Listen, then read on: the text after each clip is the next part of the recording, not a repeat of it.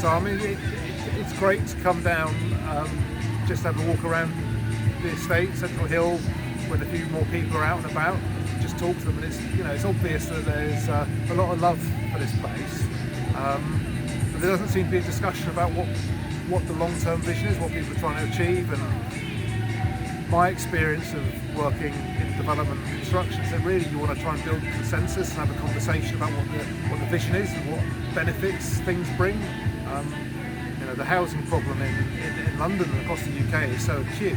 It's not going to be solved by a 20-year programme here and there. Is it really worth destroying communities just to hit a target? So kind of my view is that we should really be sitting down, drawing breath a bit, recognising that there is a climate crisis, recognising that there's some fantastic homes around here. These are homes.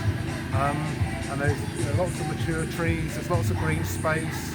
It's kind of what people are designing now in terms of community. I've seen kind of homestead arrangements where people are living around the courtyard. It just seems absolute madness to even think about demolishing this without having a proper conversation with the people who live here and love it, about how we tackle the problems of the future together. It's much better to get on a positive discussion rather than try and set up opposition, because that's just going to take longer anyway. So yeah, it doesn't feel that things are quite coming together as they should at the moment, and I think it's really important that people realise what they say has a real impact. So people have to listen, and so it feels pretty demotivating not to be listened, and you're banging your head against the brick wall time and time again just to get a point across. But actually, if you can engage in a conversation and expect others to engage with you, then you can make a real difference. Things can really change. And, we have to do things differently. The world is breaking, and we have to take this really seriously. So, how do you feel about Homes for Lambeth? Homes for Lambeth, in my view, is the right idea, if I'm honest, in the sense that it's trying to take initiative, because the market, in terms of the private developers, have really failed to deliver the kind of infrastructure, the quality of housing. They failed to think really long term about climate. So the idea that the local authorities and the public sector, who are stewards of place, say, well, actually we've got to protect the interests of the community, is the right idea. The problem is, if organisations like Homes for Lambeth then start to try and behave as if they were private developers, what additional benefit? Who's looking after the interests of the community? Who's looking after the things that should be of public interest, the commons? Who's making sure the trees have a voice? If it's not the local authority, then who is it? Because the developers, by and large, won't necessarily be looking at that. Now, that's not always the case. There are good developers out there who are very clear about the benefits that they bring and why they're doing it.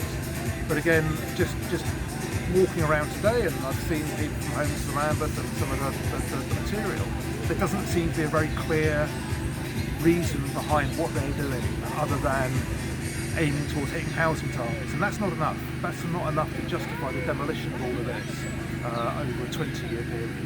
So we need someone to stand up for communities, and that's what Homes for Lambeth should be doing. So what is your opinion on some campaigners that believe in refurbishment? How do you feel about that? What's your thought? Before we do any new building, we should be seriously thinking about its environmental impact. Until we've got all the technologies and the materials that we have to take care of. So embodied carbon traditionally hasn't been measured within the construction industry, and so people talk about net zero, low carbon development. They're really talking about it being energy efficient, which basically means it's well insulated and it's kept warm. We have to move on from that, because embodied carbon, the amount of carbon that's in the materials, is immense, and to demolish this and rebuild it seems irresponsible if we haven't got the best solution about how to build it in the future. So for me, refurbishment, especially when there's an existing community that's intact, that you can talk to about how do you reduce your carbon footprint. You can have community events, whether it's cooking or getting on public transport, whatever it might be, that really refurbishment and improvement and investment and working with what's already here should be your number one priority before you even think about anything else. And it's kind of why have a redevelopment plan before you've had that conversation? And I think there's more to be done about refurbishment, retrofit, whole house solutions, and I see an awful lot of it. And there's new government funding focusing on refurbishment. There's an energy network here which is being decommissioned. Bring that back into use. They're doing that elsewhere at the moment. So it feels a bit backward looking at the moment not to have a really intelligent conversation about refurbishment.